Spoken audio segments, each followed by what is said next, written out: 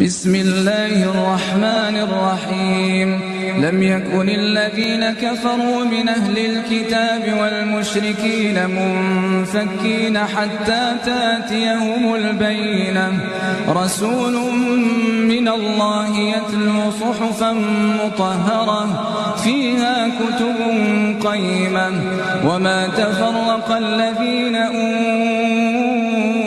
الكتاب إلا من بعد ما جاءتهم البينة وما أمروا إلا ليعبدوا الله مخلصين له الدين حنفاء ويقيموا الصلاة ويؤتوا الزكاة وذلك دين القيمة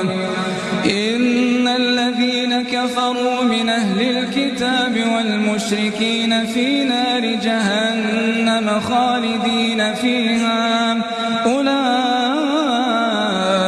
هم شر البريئة